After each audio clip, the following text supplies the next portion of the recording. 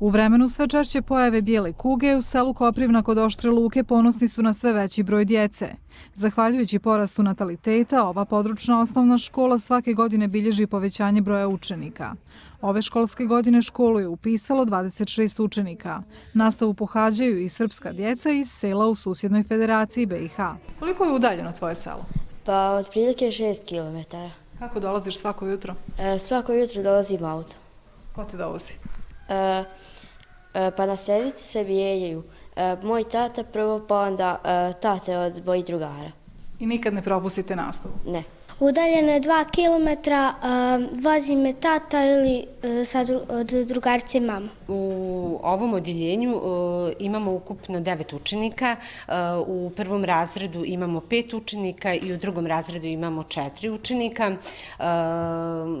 Učenici su uglavnom iz mjesta Koprivna, jedan učenik putuje iz drugog sela. Učiteljica Seka Trkulja iz Koprivne ove godine navršava 38 godina radnog staža. Nekada je bilo dosta više učenika, znači nije bilo ni kombinacije, nego su bila čista odjeljenja. Ali su nam učenici dolazili iz federacije, odnosno iz novog naselja. Šta vam je u vašoj profesiji tokom toliko godina, 38, bilo najljepše, a šta najteže? Pa lijepo mi je sve bilo. Kada bi se ponovo rodila, opet bi radila ovaj posao. A bilo mi je najteže putovati. Bilo je sanacija ovog školskog objekta, ali je dotrajalo mnogo toga od stolarije sanitarnog čvora do fasade. Šta bi ti promijenio u svojoj školi? Pa WC. U ženskom i muškom nema da se opere ruke. Kakvi su prozori?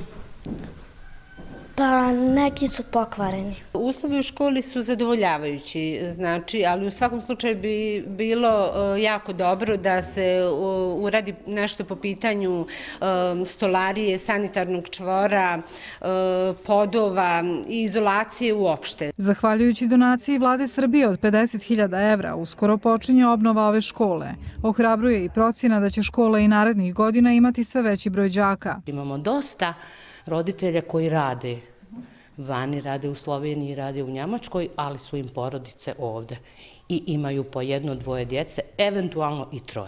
To podrazumijeva, dakle, da se uradi zapravo energetska efikasnost na način, ubaci PVC stolarija, vanjska, unutrašnja stolarija, mokri čvor, pod krov, kapacitet ostaje isti, znači imamo trenutno 3 učionice koje su u funkciji, koje se koriste zbornicu, mokri čvor, ostavu i tako. To je dovoljno. Prostora ima dovoljno, jedino što je neuslovan je objekat u ovakvom stanju kakvom sada se nalazi, znači nije baš uslovan za nastavu.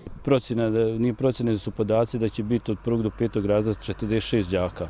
U vezi s tim smo mi ove godine nominovali jedan projekat, to je projekat što smo dobili sredstva od Vlade Republike Srbije u visini 50.000 eura. Područna osnovna škola u selu Koprivna izgrađena je prije 64 godine.